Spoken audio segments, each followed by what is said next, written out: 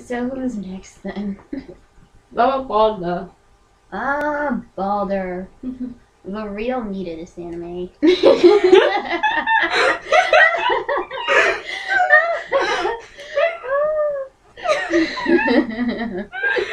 You had to say it. I didn't even mean to at first, but then I'm like, oh wait.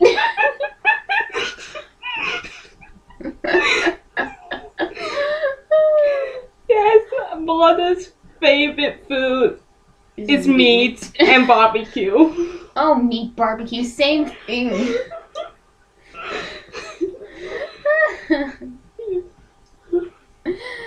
It's actually kind of interesting. The god of likes meat. Exactly. Like, where? Like, how does that even work?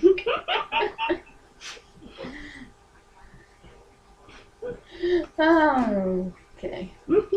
Oh.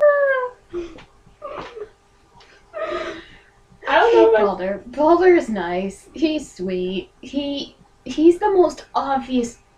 With, like, most of the characters have a thing for Yui, or at least half of them do.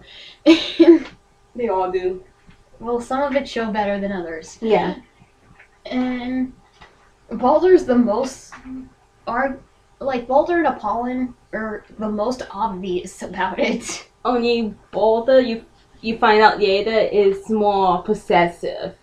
Kinda. The thing about Balder is that he has two sides to him. Yeah. So it's like he has this very sweet, very just like this nice demeanor about him. Mm-hmm. And stuff. Like, he comes off as like a gentle spirit, but then he has this other side to him that's like just wants to destroy everything and is kind of bad. Yeah. And apparently when he gets like too caught up in his emotions, or when his emotions get too intense, Mm-hmm. he'll freak out, and then the bad side will come out more. So Yeah. when he starts to get like possessive of Yui, I'm not sure if that's. I kind of blame that on his bad side slipping out a little bit. Yeah. So, yeah. Yeah, and yeah, I got Yeah.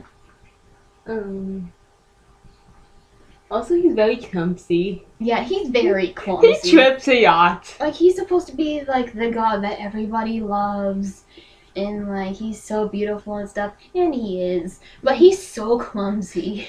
Yeah. The very first time Yui meets him, he trips and face plants. Exactly. Twice. Yeah.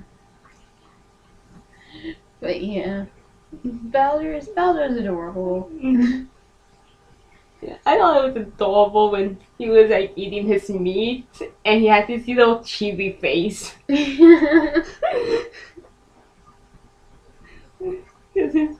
Yeah, but because Balder has two sides to him, and for the longest time he didn't know it until like near the end of the anime.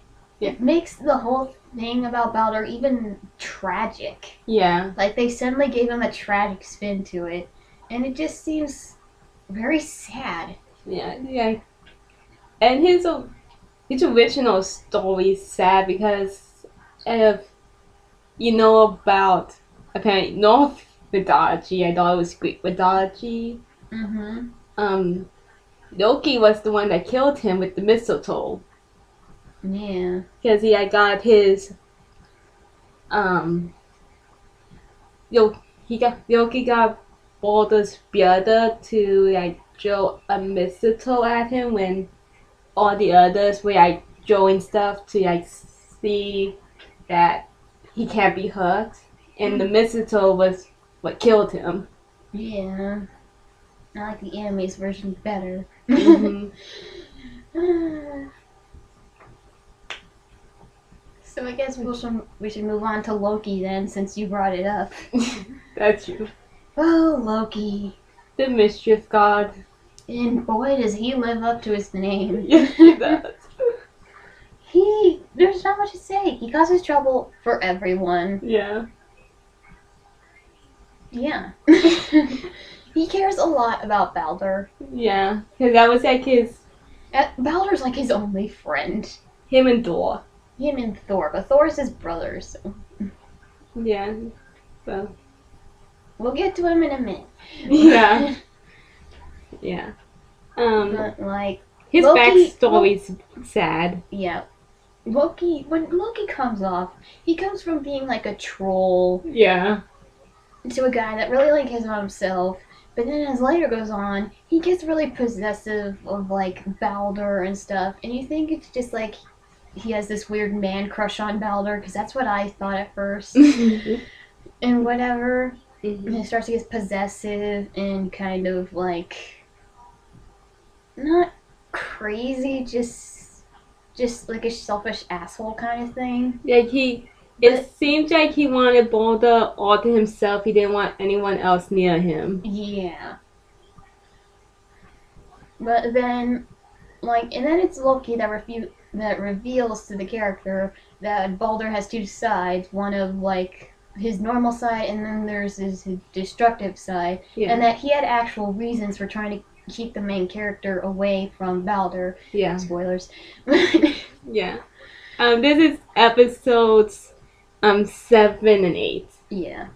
So, and then it's like, for whatever reason, Loki seems to be the one that helps keep Balder in check. Maybe because, just like how Balder is Loki's only friend, Loki is kind of Balder's only real friend. Yeah, it's like since Balder's the god of light, People naturally attract to him. Yeah, it's not like real friendship. They're just looking for like salvation or something. Yeah. Just something I don't know, good.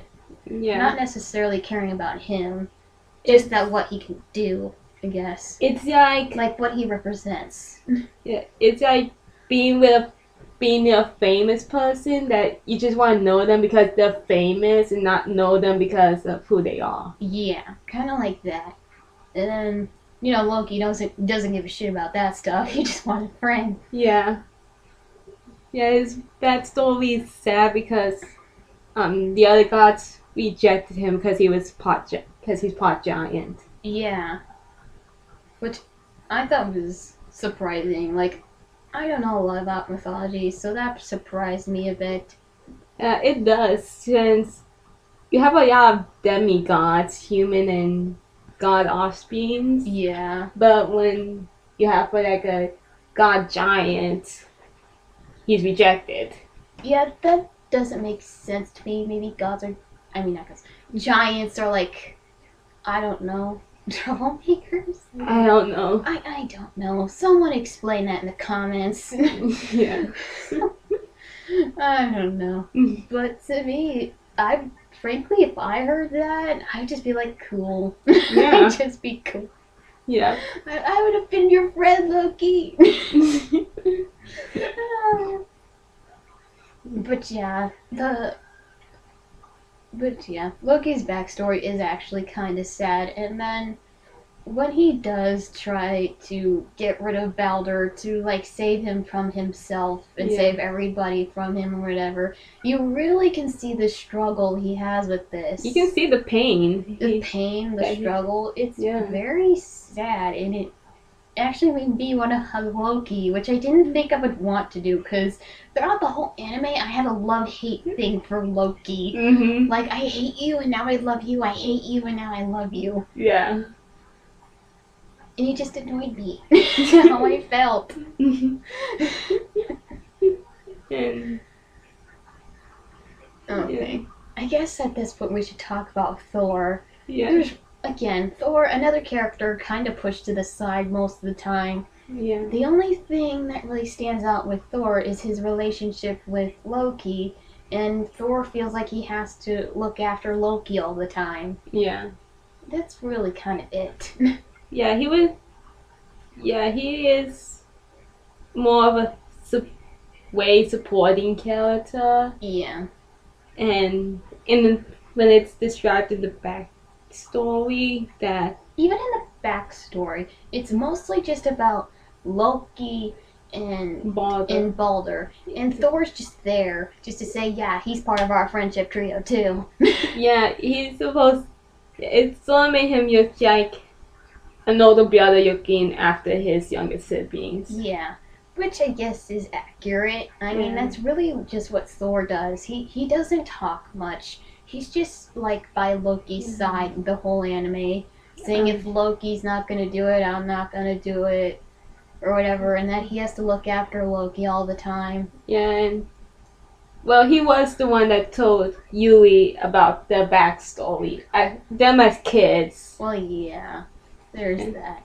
Um, But that's just the thing. He's really just sort of there yeah. just to be there.